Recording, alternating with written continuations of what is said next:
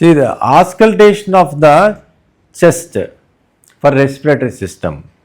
This we always use the stethoscope, and the patient preferably be in a sitting position, and ask the patient to open the mouth partially and take breath a little bit more deeper and faster than what he usually takes, and then you auscultate. What you expect in auscultation of the chest for lungs is you will be able to see the respiratory sounds. The respiratory sounds, the same principle you have to use. You should auscultate on the normal, suppose it to be normal side first and the abnormal side next. So what you will observe, what are the normal breath sounds, what are the abnormal breath sounds, and whether there is any adventitious sounds. If so, what are the adventitious sounds? These are the points you have to observe while auscultating the patient. So when you are auscultating on the chest, the normal breath sounds, how they will be? The normal breath sounds are, the inspiratory phase is longer than the expiratory phase. Then the inspiratory phase is more louder than the expiratory phase, and there is no gap between the inspiration and expiration, and the quality of the normal sound is like a roaring sound of the leaves when you are sitting in a summer time in a forest. The movements of the leaves rubbing one another will produce a kind of rustling voice, they say. That's what you expect in the normal breath sounds. If that sounds are there, first you see what is inspiration and what is an expiration. You try to identify these things, and then know which is more longer, which is more louder, is there any gap between the inspiration and the expiration. These are the points you have to know, and ask the patient not to make any adventitious sounds that are arriving out of the mouth or throat. This is also very important. So what are the abnormal breath sounds? So this is one particular point.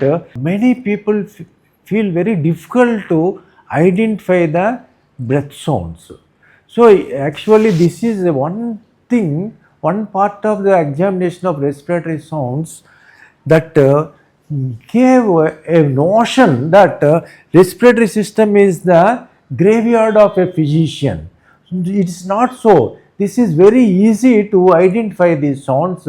As I tell you, just keep these things in your mind. So what is a bronchial breath sounds? There is other abnormal breath sounds are bronchial breath sounds. The bronchial breath sounds are again divided into three types. One is tubular, other one is cavernous, other one is amphoric. These are the three types of bronchial breath sounds. So when you are auscultating and when your questions for the normal breath sounds are not fulfilled, then it could be an abnormal breath sounds. So what is the abnormal breath sound? The bronchial breath sounds, tubular nature.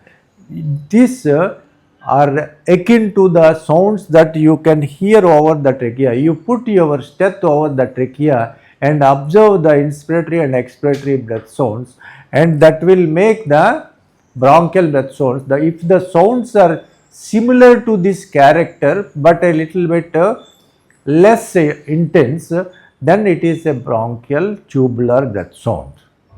And what about the cavernous breath sounds?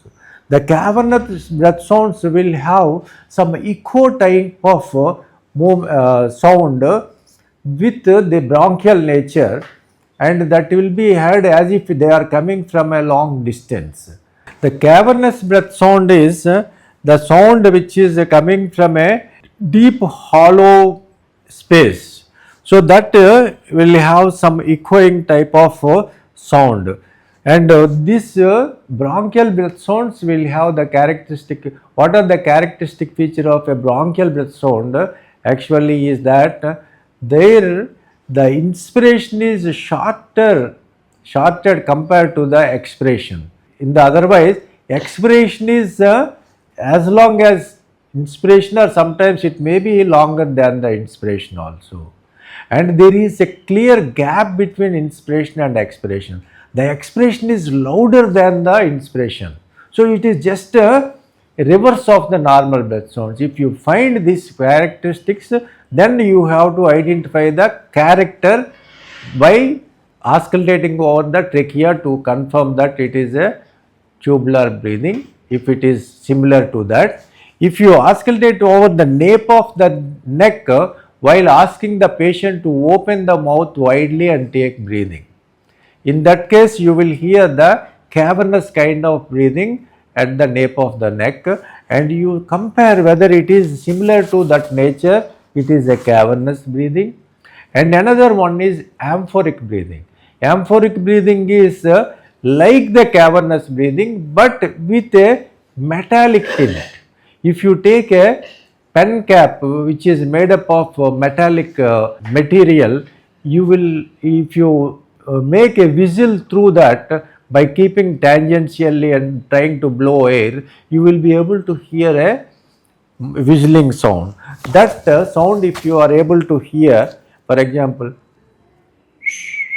see this kind of sound with a little bit metallic tint, if you are able to hear, it is called amphoric breathing. All these three kinds of breath sounds, tubular, cavernous and amphoric, three breath sounds will have the characteristic features like the expiration is longer and the expiration is louder, and there is a definite gap between inspiration and expiration. These are the points which will make it a bronchial breath sounds, and the characterization up to you. This is, and there is sometimes a bronchovesicular breath sounds are there in certain of the conditions where there is a mixed pathology, wherein you will not be able to see the gap between the inspiration and expiration. The expiration is prolonged and louder, but there is no gap between inspiration and expiration, then it is a bronchovesicular breath. So now we will go to the adventitious sounds. Adventitious sounds are basically, one is crepitations and the other one is wheezes. These are the important adventitious sounds you expect in a respiratory case. Another adventitious sounds, others like pleural rub you may find, and suction splash when you do some special examination for hydropneumothorax. These are the adventitious sounds you will expect in a respiratory system examination. So what are the crepitations? Crepitations are bubbling kind of sounds. You will hear, they will occur in a flash moment of time. So the sound will come like a cracking, just a cracking. So a bubble has ruptured, or a bubble wrapper is there, that is rupturing, or sometimes this wrapper, velcro tape, when you are able to trying to separate the male and female of a velcro tape, that sound that you are getting, these are the kinds of sounds you will get. So the crepitations are again of three types, coarse crepitations and regular crepitations and fine crepitations. Coarse crepitations are they are the crepitations will have high pitch and a little bit of squeaky nature will be there, as you see in the bronchiectasis, because whenever there is a thick tenacious secretions producing the crepitations, they will produce this kind of crepitations. And ordinary crepitations you will find in cases like resolving pneumonia and all these conditions, wherever there is secretions which are of medium thickness. And fine crepitations you will find in certain conditions like interstitial lung diseases, and in the early stages of congestion in bronchial asthma, and the early interstitial pulmonary edema and all, you will be able to see that. So these are the cryptations. So if you just blow a small tube into the fluid and try to make bubbles and rupture, you will be able to see the cryptations like sounds, that is cryptations. Whereas the fine cryptations you can mimic by just drawing your hairs onto the nearer to your ear and just try to roll over the hairs, you will be able to find the sound which is akin to fine cryptations. And next thing is wheezes. What is wheeze? Wheezes are the sounds, another abnormal sounds. The wheezes are the sounds which are long duration sounds and they are musical in nature. So these sounds are like when somebody is squeezing an inflated balloon. Suppose if you inflate a balloon and partially stretch the neck, the partial air going through the balloon will produce that kind of sound which is long and musical in nature. This is called this thing. The sounds of wheezes depending upon the area from which they are occurring will have different kinds of frequency and their intensity and the character. All these things you will see. So these are again polyphonic and monophonic wheezes, you will say. Polyphonic wheezes are different frequency sounds, different intensity of the wheezes occurring in the same place are called polyphonic phases. Monophonic wheezes are only one kind of note and one kind of wheeze is there, which is heard, maybe heard all over the area. That is only a transferred sound from one area. So this kind of monophonic wheeze is indicative of some major bronchial obstruction. So these are the abnormal sounds, regular abnormal sounds. If you take the pleural rub into consideration, sometimes when there is a dry pleurisy and the pleura thickening and the pleurae are making excursions over one another, you will find the pleural rub. How the pleural rub will be? It is a sound which occurs usually during the inspiratory phase or expiratory phase, depending upon which phase it is rubbing the pleura. The pleural rub can be mimicked by keeping your palm over the ear and try to scratch over the dorsum of the palm. You will be able to hear a cracking sound that is akin to the pleural rub. And if you want to see the suction splash, you make somebody take some water and fill the stomach and try to just shake him while auscultating over the epigastric region. You will see the stomach fluid that is making a sound that is called a splashy movement, that is suction splash. These are the abnormal sounds you can expect in the respiratory system. So how you will devise the various sites where you have to examine the patient? You keep your step and always try to auscultate with the diaphragm part and try to ask the patient to open the mouth partially and take deep breath at a little bit faster pace, and always try to auscultate on the supposedly normal side first and compare the same site on the corresponding site on the other side and try to do the infraclavicular areas, mammary areas, inframammary areas, and try to examine a full respiratory cycle at each area. And the same way suprascapular area, infrascapular area. Here for the sake of pace I am auscultating fast, but try to see at least one cycle at each area while examining the auscultating.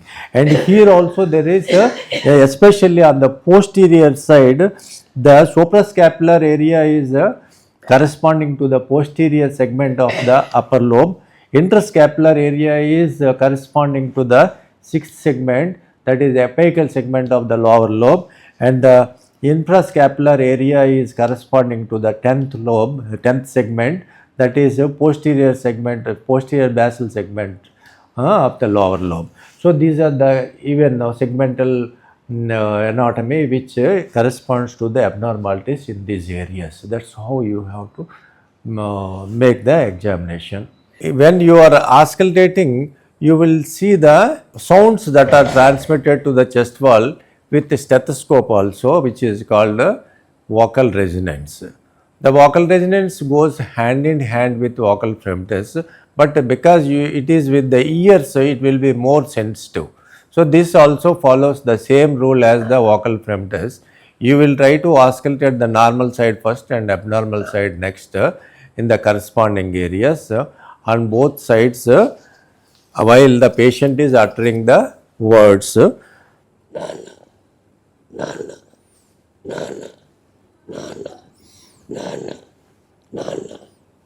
Likewise, you will examine the posteriorly also. That's all. So this is how you will do. And one thing you must remember most importantly is that the vocal resonance and vocal femtus, they go hand in hand. So you must remember that if the vocal femtus is increased, vocal resonance also increases. It is not like vice versa. So you should, some of the times people will be confused and sometimes they say vice versa. It will never happen. This is a rule that vocal femtus and vocal resonance will go hand in hand. Vocal resonance only is to see the vibrations in a magnified way by ears. This is by the touch and this is by the ears. That's the only difference. So you should follow the same rules as the vocal femtus while doing the vocal resonance. That's all. This is about the breath sounds.